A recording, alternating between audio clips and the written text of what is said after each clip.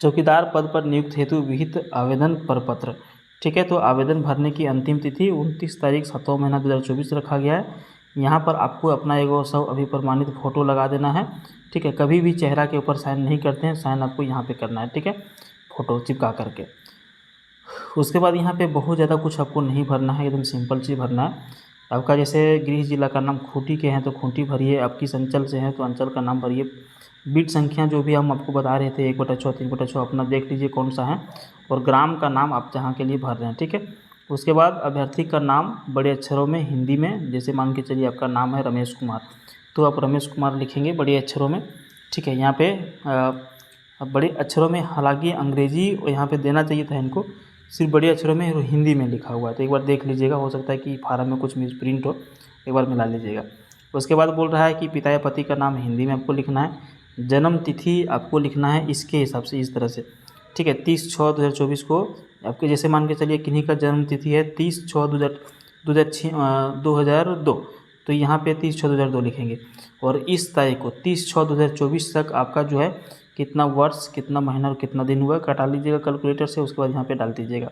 आवेदक का जनजातीय या फिर क्षेत्रीय भाषा, जो आप क्षेत्रीय भाषा वहाँ का रखना चाहेंगे वो आपको यहाँ पे सेलेक्ट कर लेना, लिख लेना है। ठीक है, अभ्यर्थी का अस्थायी पता, जो आपका अस्थायी पता आधार कार्ड के हिसाब से, वो यहाँ पे आप पूरा लिखिएगा स्पष्ट। देखिए, फार्म कभी भी जो है ना अपने स्पष्ट अक्षरों में ही लिखिएगा। अगर यदि आपका अक्षर ठीक नहीं है तो आसपास के लोगों से भरवा लीजिएगा, ताकि सामने वाला जो है पढ़ने में गलती नहीं करे। जैसे आपको ग्राम का नाम लिखना है, पंचायत का नाम, पोस्ट का नाम, थाना, अंचल का नाम, जिला का नाम, मोबाइल नंबर, ईमेल आईडी तो आजकल हर किसी के पास होता है, तो वो डाल दीजिएगा। उसके बाद आपको एक पत्राचार का पता यहाँ पे डाल देना है। आवेदित पद का नाम डाल देना है।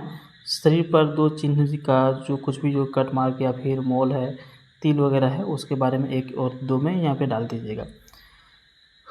उसके बाद यहाँ पर देखिए शैक्षणिक योग्यता के बारे में बोल रहा है, मैट्रिक, इंटर, स्नातक या फिर अन्य जो भी कुछ किए होंगे, किस बोर्ड से किए हैं, कितना कौन सा साल में पास किए हैं, कितना आपका नंबर आया था और कितना प्रतिशत आया था, ये सभी यहाँ पे आप डाल दीजिएगा स्पष्ट अक्षरों में। उसके बाद अगर यदि आप महिला हैं तो महिला के ऊपर टिक करिए, पुरुष हैं तो पुरुष के ऊपर टिक करिए। यदि दिव्यांग व्यक्ति हैं तो उसका प्रमाण पत्र आपको यहाँ पे संलग्न करना होगा। ठीक है, किसमें दिव्यांग है यह बढ़िया से पढ़ के करिएगा।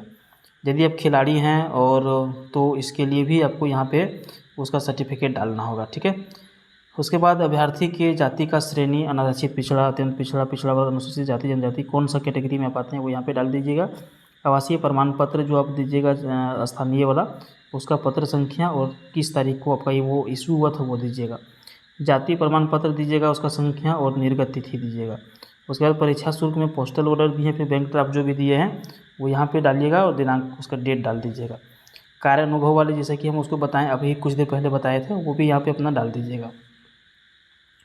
उसके बाद 18 नंबर में लिखता है कि माननीय उच्च न्यायालय के न्यायाधीश से आच्छादित अभ्यर्थी द्वारा उम्र संबंधी छूट के संबंध में न्यायाधीश के प्रति संलग्न है अथवा नहीं, ये थोड़ा सा इसके बारे में समझ लीजिएगा। ठीक है, उसके बाद यहाँ पे घोषणा करने बोलता है कि उपरोक्त सभी सूचनाएं मेरी जानकारी से सही है। किसी भी स्तर पर सूचनाएं गलत पाए जाने पर बिना किसी पूर्व सूचना के मेरी अभ्यर्थना रद्द कर दी जा सकती है।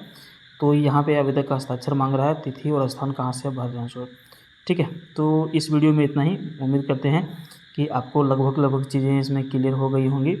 अगर यदि किसी तरह की और जानकारी आपको चाहिए तो आप हमें कमेंट कर सकते हैं, या फिर और भी तरीके से जानकारी प्राप्त कर सकते हैं। तो इस वीडियो में इतना ही।